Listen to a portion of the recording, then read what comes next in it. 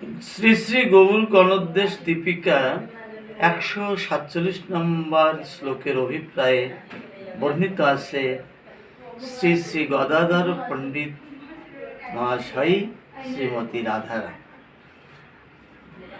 শ্রী রাধা প্রেমরূপা যা পুরা বৃন্দাবনেশ্বরী সা শ্রী গদাধর গৌরবল্লভ পণ্ডিতাক্ষ।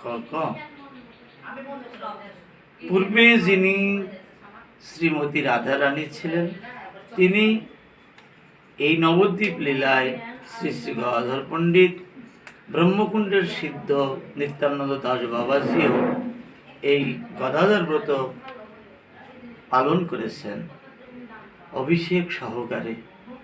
পরবর্তীকালে অন্যান্য খগেশ্বর সম্প্রদায়ের যারা ছিলেন তারাও অনেকে এই ব্রত পালন করেছেন।